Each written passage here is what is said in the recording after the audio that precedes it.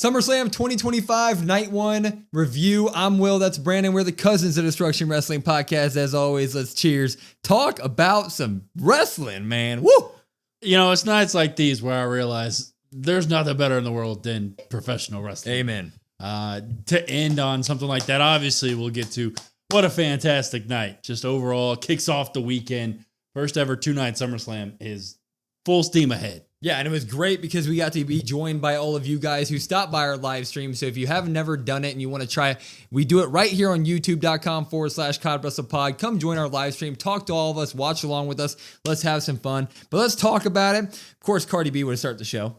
I didn't want to talk about it very long. She said, who's ready to whip some ass? Welcome to SummerSlam. So not a lot of Cardi B influence on the night. A lot of people were kind of worried about celebrities and all that stuff. It was a good night for celebrities. We'll get to it down the road. We started big here, though. It came out that Gunther and CM Punk were going to end the night in the main event, which means we get to start with main event Jay Uso. Jay Uso and Roman Reigns, they take on Braun Breaker and Bronson Reed. Bronson Reed, most notably, big guy on the weekend, is now known as a tribal thief because he stole Roman Reigns' Jordans on Monday, and he comes out with the shoes around his neck, and he calls them the shoe, what is it, the shoe falafel? I don't know. Shoe lafala, making fun of Roman. I knew you were going to have a tough time saying it. I'm going to have trouble saying it no matter what.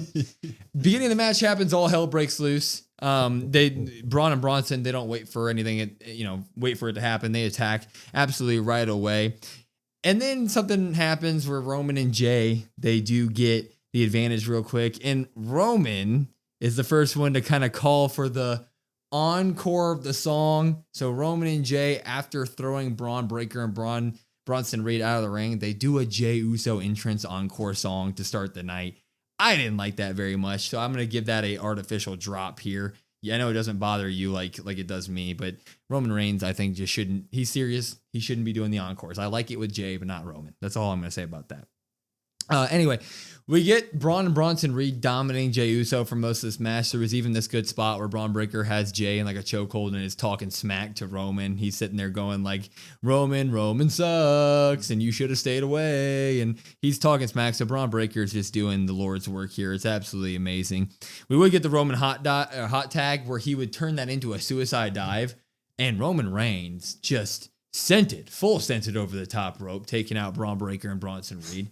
Overshot it. Bronson Reed does a suicide dive also later on. Yeah. Another overshot. The boys were all hyped up on the adrenaline today. Yeah, I mean, some of the best athletes in the world just being the best athletes in the world, right? We got this cool spot where Bronson Reed and Bronson Reed picked up Jay on his shoulders, and Braun Breaker did like a top rope bulldog to Jay Uso. That was really cool, sort of a callback. Shout out to Rick, yeah. Yep, a good callback there.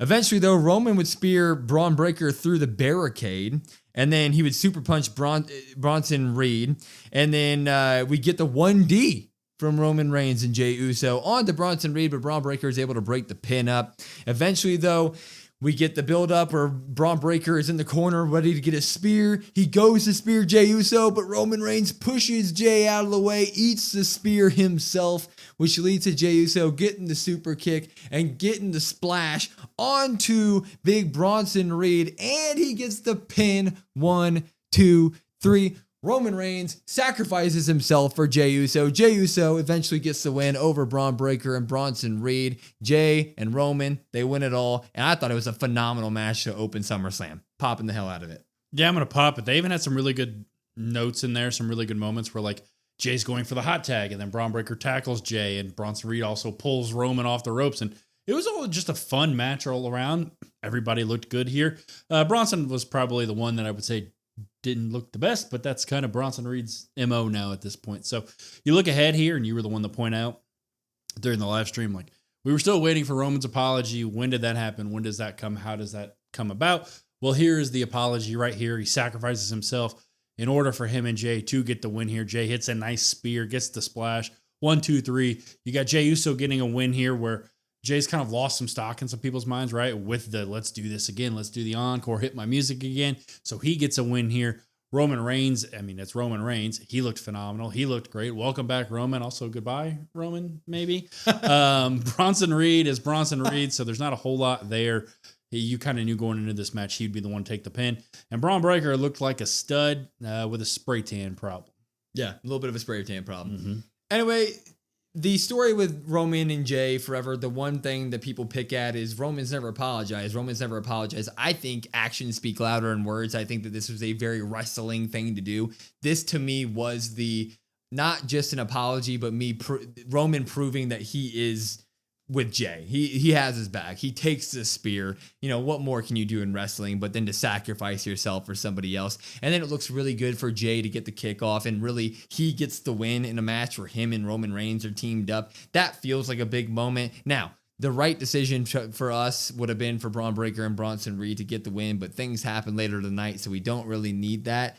When the night ends, it turns my opinion completely sideways. Now I think that what they did was a great thing. Jay Uso looks really big, really good coming out of this. And Roman Reigns, if he does take time off, at least we have the story beat of he sacrificed himself for Jay. And we're kind of tying the knot off there with that one. So I'm really happy with it overall. Yeah, and I would say after Raw on Monday, I was kind of in the boat of I didn't really care who won this match because they did have such dominance on Monday that they just destroyed them. Then I'm like, okay, that's fine. That really did a lot here. And they honestly, Bronson Reed and Braun Breaker both looked good. Like I said, Bronson Reed was probably the lesser of the four on this match, which has kind of been just how it goes. But Braun Breaker is the star, and that team, they looked good. Yeah. There's nothing, they don't lose any traction, right? So it's okay, yeah, cool. Braun Breaker did sustain some sort of injury. We record literally right after we turned the stream off. We turned the show off. We record, so we don't know the diagnosis of it. If something came out, we don't know it yet. He was kind of limping and had a leg brace on throughout the night, but more to come on that, I guess. We would get our women's tag team championship match. The not friends of Charlotte Flair and Alexa Bliss taking on Roxanne Perez and Raquel Rodriguez. And this match would start with them still having trouble as a tag team because they couldn't decide who goes first. Raquel and Roxanne, they jump out on them and they beat the hell out of Alexa Bliss for a lot of this match. Roxanne and Raquel look really good lately. I like the way they've been doing their in-ring stuff, especially Raquel. It was more of the same tonight. They stuck to that narrative. They look really, really good. Eventually, we would get the hot tag to Flair, and Flair would do like a not a buckshot lariat, but like a cartwheel buckshot lariat. It was pretty cool to Raquel. It was really cool. I liked it. Eventually, though, we would get a spot where Alexa would go for a punch on Raquel and end up hitting Charlotte. So, oh my God, everything's falling apart because Alexa accidentally hits Charlotte, right? That would lead to Raquel hitting a Tahana bomb on Charlotte Flair, and then Roxanne would hit the Pop Rocks on her, but Alexa would break the pin up.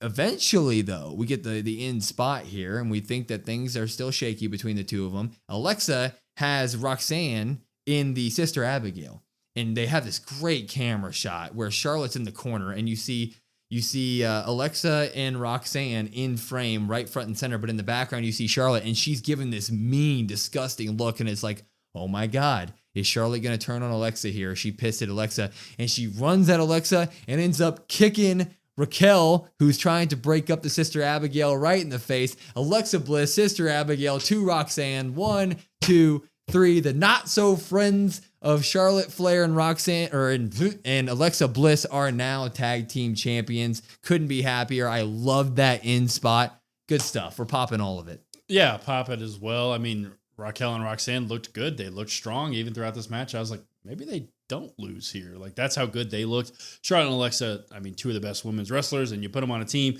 it's fantastic stuff. Like you said, great camera work there because Alexa even turns her head, so she's even facing oh, am I about to get booted or whatever, especially after Alexa accidentally hits Charlotte earlier in the match. Does Charlotte get the payback? Does she let that ego really kind of overtake? All that stuff that Charlotte Flair has kind of been hinted at, right? Well, Charlotte decides to boot Raquel, and you're like, okay, yeah, this is awesome. And then at the end, the 1, 2, 3 happens, and Alexa, but more specifically Charlotte, you could tell how overjoyed Charlotte Flair is, how excited she is, how happy she is, on the verge of tears, where she had a rough few months after winning the Rumble, into the Mania feud, all the personal life stuff as well that's come up, all that stuff for Charlotte. So a great moment for Alexa, but also more specifically, I would say Charlotte. Couldn't be happier with the decision. Yeah, I'm very, very happy with it. I really think that end spot with Charlotte looking at Alexa was top tier gold stuff that you really tell stories with. I'm very happy for them. I think that tag team has really grown on everybody. I'm with you. I think that Charlotte has grown on the fans again, which is really, really good to see, especially if you watched Unreal recently. You understand the type of human being that Charlotte is. So it couldn't have come in a better time, I think. It's a combination of Unreal coming out this week, plus she's been given a storyline that makes fans like her again. Now you give her the title. It's a good combination for everything working in Charlotte Flair's favor. I don't know where you do with Roxanne and Raquel. We'll see what happens on night 2 with the Dom stuff and the Judgment Day stuff. But this seemed like the no-brainer thing to put the belts on Charlotte and Alexa. And when they did it, the second that the 3 count hit, I was like, yep, I'm completely sold. This was the right decision. Looking forward to what's next. That simple. Yeah. Yeah. And they could even just continue this feud. They could just keep. Oh, with Roxanne and Raquel? Yeah. Like they could just keep doing that if they want, because I still don't know. I mean, maybe Kabuki Warriors. There's not really a ton of tag teams, obviously. Yeah. So maybe they end up getting a rematch of some way, some sort or something. Works for me. It all depends on what happens tomorrow with that Dom stuff. Completely agree. We move on. Sami Zayn, Karrion Kross, loser has to tell the winner that they were right. That's where we're here. This match, hard to talk about a little bit because you and I had big opinions on it. I picked Sami to win. You picked Kross to win, but we both were in agreement that like Karrion Kross should win this match if you want to tell any sort of decent story with this whole thing. The match would spill out right away. Sami would hit his moonsault off the barricade that he's been doing lately.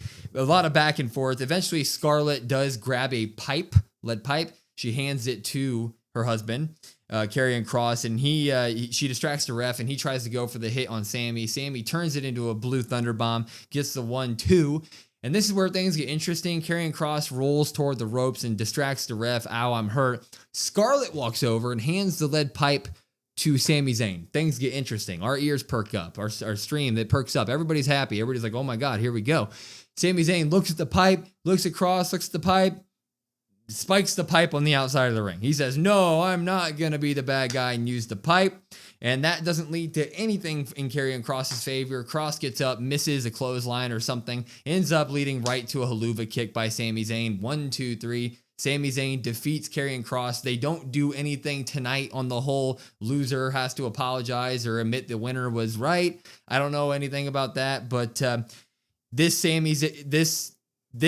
ending outcome did nothing for the Sami character. It did nothing for the story to progress in the Sami Zayn, Karrion Kross story arc. I thought this was a total dud in terms of storytelling and in match. Total drop, in my opinion.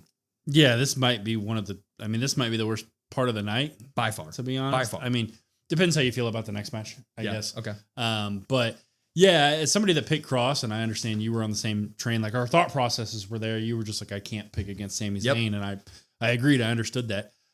You didn't really do a ton here to make it seem like Sami's going to ever tap into that, like Kross as being right of anything.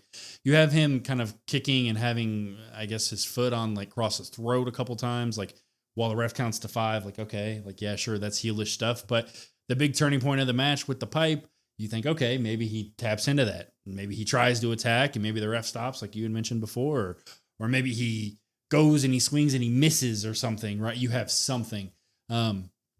Overall, just nothing there to really move the needle. Sami Zayn doesn't need the win here. The character is still the same. It's still pretty boring in terms of Sami Zayn.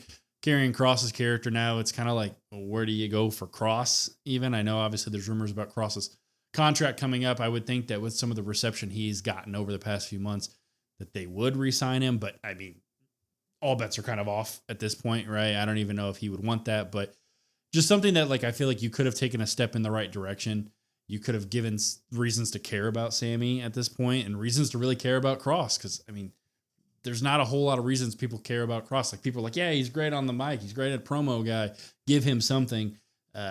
Just a total misstep here, I think. Yeah, I didn't like anything that they did at the end here. I mean, I think that giving Sami Zayn the pipe is interesting, but him not utilizing it all doesn't change any part of his character. Him denying to use the pipe is just more of the same Sami Zayn that we've seen for years. That's not a story beat. It's not like, oh, Sami beat the temptation that Karrion Kross was giving him. It's like, we haven't been leading to that temptation at all in the weeks up and coming to this match. That wasn't even in our head. We were like, okay, he would have to really step out of bounds of his character to even take that step that we were talking about. So when the pipe was given to him, I was like, okay, are they really going to take the step? And then he doesn't even approach Kross really. It's not even a threat of him using it. I would have liked Sami to like go for the hit and the ref to stop him. So then we at least have in our head he was going to hit Karrion Kross if it wasn't for the ref stopping him. And then maybe he could rethink, get his feet back under him, and then win the match that way. But to have him just completely deny the pipe, it's like, okay, so we're just sticking to the same Sami Zayn character that we've had for months and months and years at this point. And then to just the distraction of Scarlett doing that to just lead to nothing in Karrion Kross's favor in terms of offense. And just we get the Helluva kick. I think we got an exploder Helluva kick. 1, 2, 3. It's like, okay, so we're just doing the same Sami Zayn stuff that we've been doing for years. And it's hard for me to keep saying that because we do have Sami Zayn fans that are like, he's great. And I understand that, but it's just the same story is happening with Sami Zayn over and over and over again. And I'm completely out on it. It's just not interesting. Kross loses all steam here. We know about his contract stuff. So it just feels like we're doing the same thing with Sami, and Kross is done at this point. Yeah, it almost feels like it's just a feud like, hey, you guys wanted Kross, you guys got Kross. Here you go. Now shut up about Kross. Exactly. That's what it feels like. And now he's gone. And maybe that is the case, which it is what it is. But the whole, at the end of the day, you look back on this feud as a whole, and you're just like, why? Yep. Like even, okay, Sami Zayn, people like Sami Zayn, like you could have used the time on Raw to do something else. Like, like at the end of the day, you're kind of just like, okay. Yeah. You could have built a tag division up. You could have built up anything really. No, you hit the nail on the head when you said they know that we wanted Kross, so they just gave us Kross in any way, shape, or form, which, it's like, well, you asked for it, so why are you complaining? But, I guess you're right. Sorry, we'll take our Kross and be done, I guess.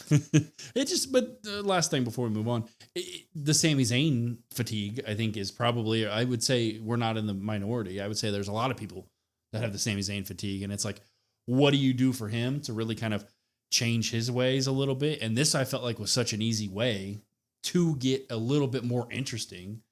I mean, if we keep getting the same Sami Zayn like week in and week out, like I have no reason to care about any feud he's in or who he's with for the next, foreseeable future. Completely agree. Next match. Man, I like this one. Jelly Roll, RKO, taking on Drew McIntyre and, I'm stupid, women's title. Sorry, I was looking down at my sheet. Wrong sequence of events. Women's title, Tiffany Stratton, Jade Cargill. I like this one a lot too, so I'm going to keep my opinion. That's why when I was like, yeah, he did like this one. I did like this one. You started Jelly Roll. That's not right. I'll whistle too.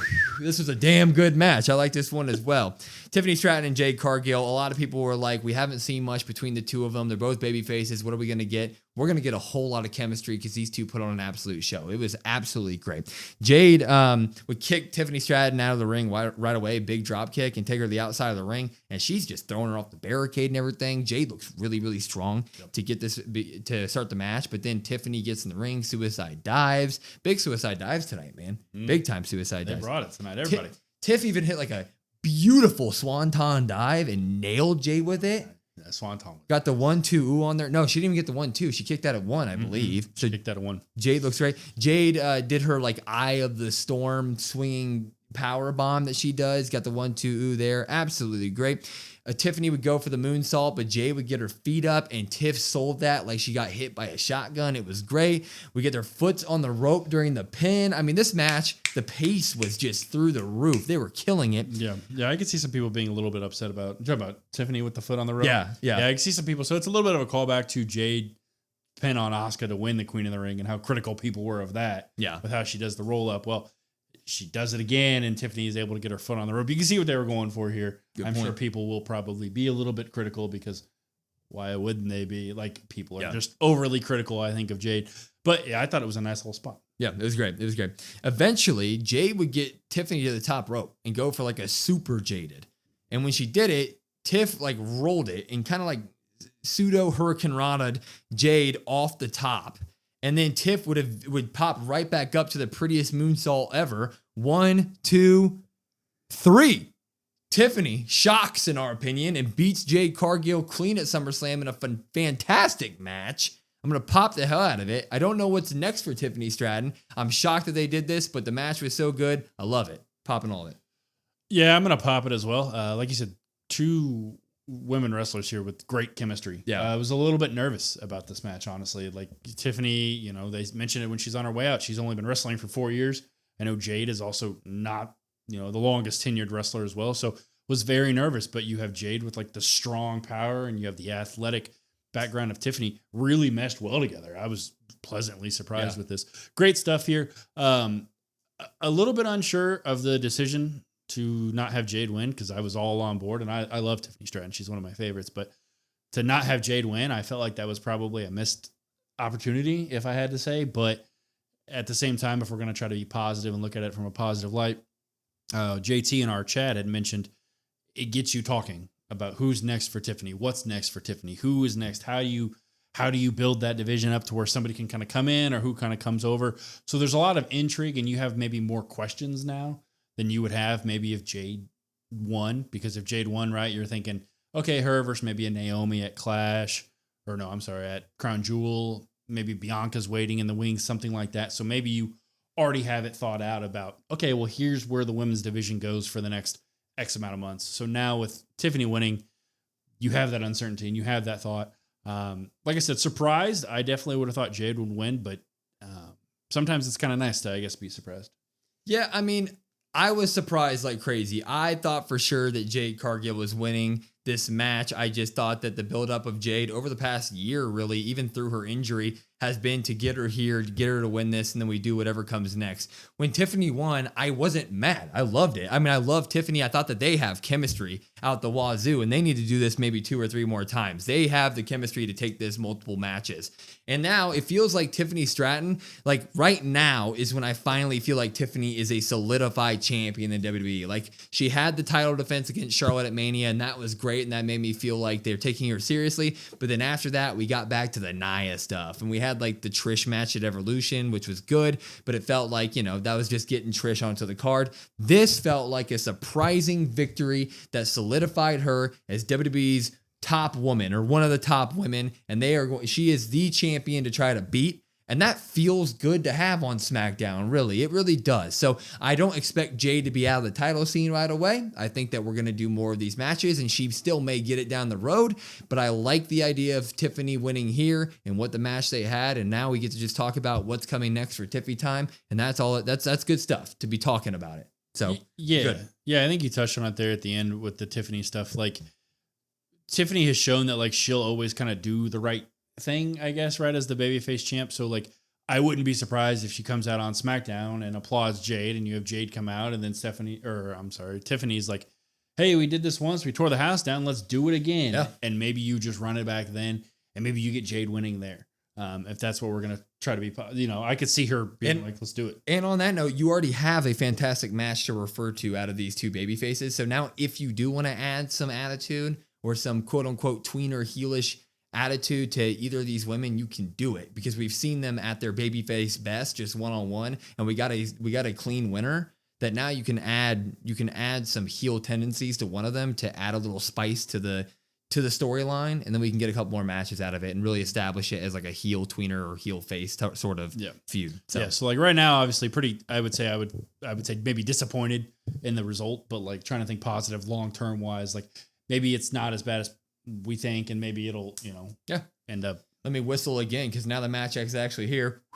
This was a damn good one that came next. Jelly Roll RKO. One would say the match was on a roll. It was on a jelly roll. Drew McIntyre and Logan Paul. Man, this ended up being good. I was shocked to hell on it. We thought for sure that it was going to be Randy Orton, Drew McIntyre, and a little Logan Paul. 90% of it. Hot tag, jelly roll, get some good moments, call it a day. Complete opposite to the point where Jelly Roll, at the very beginning of the match before the bell rings, is arguing with Randy Orton, and he's like, dude, I want to start the match. Jelly Roll doesn't just start the match.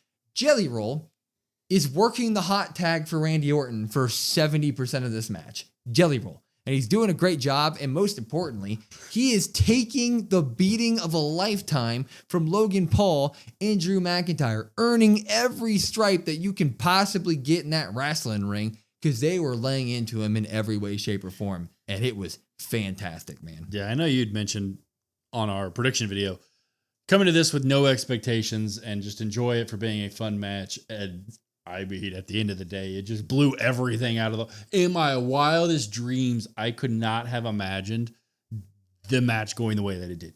I mean, they were doing everything to this man. They had like a tag team suplex on him. They were doing DDTs, chopping him to all hell. They were doing everything that you do in a match. This wasn't a gimmick match. This was a wrestling match, and Jelly Roll was the guy in the ring getting the hell beaten out of him. And that's exactly what you want to hear, man. We would eventually get the Randy hot tag, and he gets all of his vintage stuff, DDTs. We go to the outside. He drops Drew and Logan onto the table. But then we get like a Claymore to Orton on the outside, and Jelly Roll gets prime punched. That's what we call it. Whatever Logan Paul's finishing punch move is. The knockout punch. The knockout punch. It's usually, the prime punch. Usually I think it's the titanium punch. It's the prime Michael Cole said knockout punch tonight.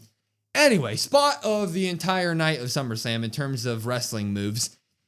They set up Jelly Roll on the announce table. Logan Paul goes to the ring to do his patented SummerSlam / WrestleMania diving elbow drop / crown jewel / whatever. He's an athlete. He takes the prime. He takes 2 primes. He stone cold cheers the primes, pours it on his face, and does an elbow drop from the top rope to Jelly Roll. He does a splash. Mm-hmm. He does a splash from the top rope to Jelly Roll, who's laying on the announce table on the outside. And Jelly Roll doesn't move out of the way because he's a celebrity and he doesn't need to take that sort of damage. Eats it through the WrestleMania announce tables, not the easy to break announce tables, eats it through the hard announce tables, shatters, eats it, and we sell it like he's actually hurt because he's freaking Jelly Roll, a celebrity, and he's probably actually hurt. Dude eats it. Spot of the night. Speechless. I mean, in all honesty, speechless. We talk a little bit about Logan Paul just kind of continuing to put on in the ring, and he hits this splash perfectly tonight. He hits the splash perfectly every time. I mean, he turns his body because Jelly's not, lined up like this long ways with it. So he's got to turn. He nails it. Jelly takes it. You're just like, Jesus Christ. I mean, I know Jelly Roll is a fan at heart, right? He's a fan. It's kind of like a lifelong dream to do this stuff. I mean, I don't even know what to say. Incredible. And then we do Randy Orton. He's now 2-on-1 handicap. They're beating the hell out of him. And I mean, the security and everybody is helping Jelly Roll walk because he's Jelly Roll, a celebrity and not a wrestler. And he just ate all this. And they're walking back. We get the Mick Foley Hell in a Cell spot here when he says, "No, I can't end this match. I gotta go fight." And Jelly Roll turns around and he ends up being the hot tag for hurting Randy Orton. He goes into the ring, choke slams Logan Paul, hits the black roll slam to Drew McIntyre, his other finisher. He hits a top rope scoop slam to Logan Paul. Yes, I'm still talking about Jelly Roll. And eventually, though, a Claymore. He hit that choke slam, too. Yeah, he hit the choke slam to Logan. I said that. And then, out of nowhere, after he does a scoop slam to Logan, he would get Claymored and things would go downhill for the team. Randy would get in, RKO Drew, but Logan would send Randy into the pillar, or the why can't I think about it? The column, the post. Thank you. And then Logan Paul would hit the splash onto Jelly Roll and in the match 1, 2, 3. Logan Paul and Drew McIntyre get the win, but good Lord, I don't want to hear anybody talking smack on Jelly Roll. He is welcome to my WWE as a fan whenever he wants. He absolutely earned his stripe in what was one of the greatest celebrity performances I've ever seen. This was fantastic. We're popping all in. Yeah, I don't know how you could be upset with the match or the performance from Jelly Roll. I know a lot of people said Bad Bunny was kind of like the top celebrity wrestler, right? Well, I think Jelly Roll's got a case here because Jelly Roll put on tonight, not obviously the masterclass from Jelly Roll in terms of offense or anything like that, but Jelly Roll had the subtleties down tonight. Jelly Roll had the facial expressions. Like Jelly Roll seemed like a natural, right? The crowd was really into him. He took all the punishment. That baby face, that blue collar baby face that you're cheering, you're rooting for Jelly. You're like, come on. Every single fan in there related to Jelly Roll tonight. And then they see these arrogant douches basically beating the hell out of him. And then he fights back up one more time. I mean, what can you say? Like, this is what wrestling was. And then at the end of the day, you have Logan Paul, who we keep kind of saying it.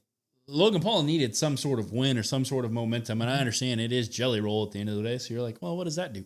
Well, his stock probably would have been a lot more soured if he loses. So Logan Paul gets the win here. Drew McIntyre looks good. And obviously not a lot of Drew McIntyre than what I thought we would see. Obviously not a lot of Randy Orton. But this match was perfect. I don't know. if you didn't like it, like people might say, like, I would change this, I would change that. I wouldn't change a thing. This was fantastic. Yeah, I thought this was the most perfect thing of the night. Like, it was so awesome to see Jelly Roll, and you know his backstory. You know his backstory. If you're his fan of his music, you know how much he went through just to be a musician. Now he's lost over 100-something pounds, fought to become a WWE wrestler, and he didn't just like phone in a celebrity match at SummerSlam and like do his 1 or 2 spots that he got to practice 1,000 times and call it a day. Dude took every bump in the book. He took the biggest bump of the night, probably off the top of my head, with the Logan Paul splash on the outside, ate it, got back in the ring. Second biggest moment of the night, one of the biggest moments of SummerSlam. Phenomenal. Can't say one bad thing about any of it. And you have Logan Paul and Drew McIntyre, rightfully so, get the win here. I thought it was perfectly booked from head to toe. I can't say enough good things about this match. Just if you can watch it and you haven't watched it, watch it. It's that good. I thought it was phenomenal. Yeah, usually with, I guess last little point, and then we'll move on to the main event here. Usually with like celebrity performances and matches, I wouldn't recommend like, hey, if you haven't watched it, go watch it. Or, hey, if you watched it, go watch it again. But like this one, I would. Yeah. Like this one was that good. I think it really stands out. Yeah, this is what it's all about. We got to go on because we're talking the hell out of Jelly Roll. World Heavyweight Championship match. It's 2025, and CM Punk is fighting in a wrestling ring at SummerSlam in WWE for the championship. Couldn't be happier. And this thing was a 30-minute slobber knocker at its finest, and CM Punk got whooped for 98% of this match. He went through the freaking ringer to the point where Gunther chopped him so much, he was dripping blood from his chest. That's how bad he got beat up this match. I mean, just crazy.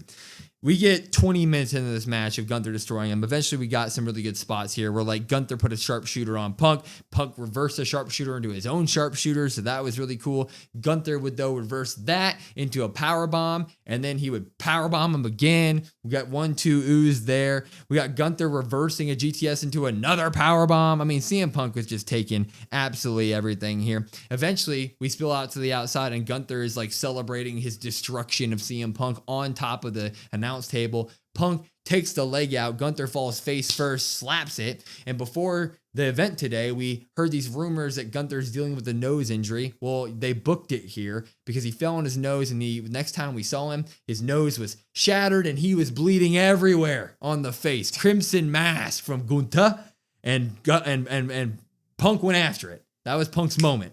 And he went after it. He hit the elbow drop. But then Gunther popped up, put the sleeper on Punk. And we're like, oh my God. Great stuff here. Absolutely great stuff. But Punk willed his way out of it.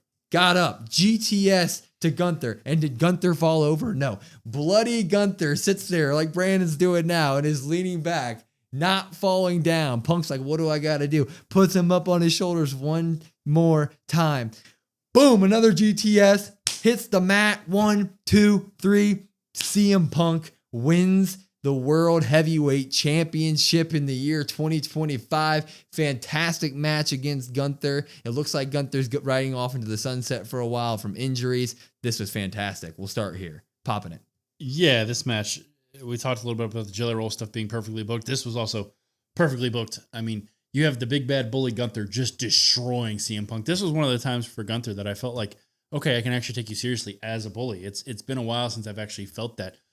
To a legitimate wrestler, right? Like I would say Pat McAfee, he bullied, but that's Pat McAfee, right? That's not an active wrestler. Yep. So Gunther looked, I mean, just incredible here. I thought this was great. Shout out to CM Punk for taking all the brutal damage. It's booked so perfectly because the big bad bully beats up on him the entirety of the match, and you get the babyface giving everything he's got. He's exhausted. He gets that win, and that bell rings, and that ref hands CM Punk the title, and you can see the look on Punk's face. Punk is so happy. He's overjoyed. He's trying not to cry. We're trying not to. Like, it brings a smile to your face, and you're like, dang, he finally did it. Like, props to CM Punk. Yeah. Him on his knees receiving that belt after a job well done and he was crying. I mean, that's just a moment I'll never forget. I looked at this match. A lot of people will look at this match as like, oh, it's just a normal Gunther match. Slow, a little bit boring. That's what a lot of people say. I see this as a love letter from CM Punk to Gunther and the WWE because he literally took the first 25 minutes of this match and just let Gunther do whatever he could. Gunther looked like a nasty heel, dominating heel like no other. I think more so than he has since arguably he won the belt in the first place. He looked fantastic. And then it was just like Punk earned his way into this title over the last 2 years. It would have been easy for CM Punk to come back into the WWE after a 10-year stint and just being like, look, part of my contract is like, I want to come back and be the top star, win championships right away. No, he went through Hell in a Cell matches, all the type of stuff. He went through hell to get there, and this match was a perfect example of that because he got the shit kicked out of him for 90% of this. But we're not done. Nope. We're not done. Because as Punk is holding up that belt and you think the pyro is going to go off and we're all tearing up, Seth Rollins' music hits. Paul Heyman comes out first with the briefcase and Punk crutching his way out there, knee brace and all.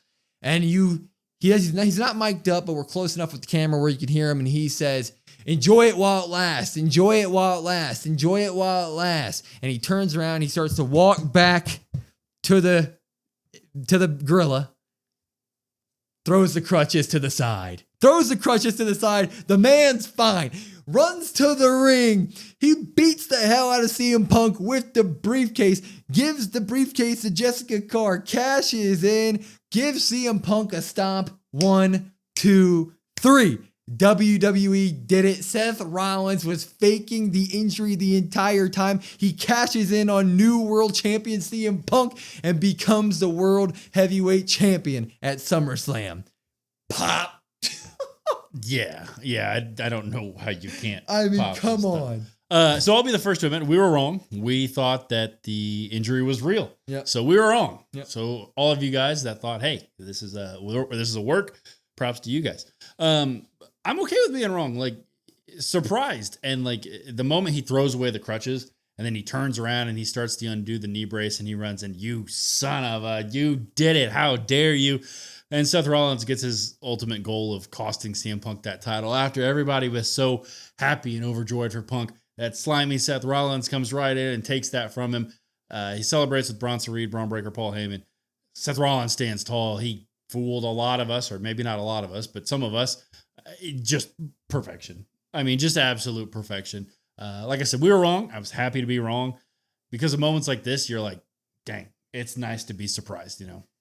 Unbelievable. Absolutely unbelievable. 2 heists of the centuries. I mean, this guy is the king of the Money in the Bank. We need to rip the name of Ultimate Opportunist off of Edge and give it to Seth Rollins. This was incredible. I'm with you. We were wrong. We definitely thought that the injury was real. We didn't think that WWE would do that. They do it, and they do it in grand fashion. Him turning around, dropping the crutches, running to the ring, and doing all this right after we see Punk on his knees, crying from happiness from finally getting the belt that he's been after this entire time. I mean, come on. This is what wrestling's all about. That music hit, it all went down, and we were sitting there jaw on the floor the entire time. Now we just got to sit there and be like Seth Rollins and his group. They now have what they've been after the whole time. They have complete power. Where do we go from here? Man, that's what wrestling's all about. I love every second of it, man. I mean, it's so good. It's such a nice little like Kevin Nash-esque injury scene. Oh, yeah. He comes out, you can enjoy it. And he walks back and then he stops. You're like, oh my God, it's going to happen.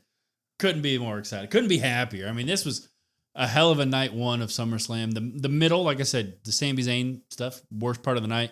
You can maybe question the Jade Cargill, Tiffany stuff.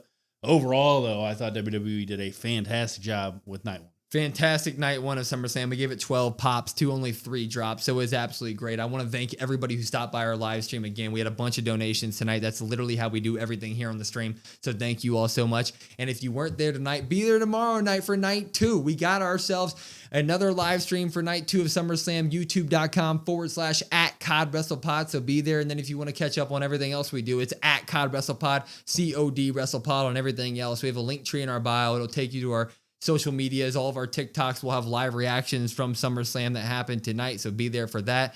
But tomorrow night, be there as well. I'm Will. That's Brandon. We're the Cousins of Destruction Wrestling Podcast. We will see you next time.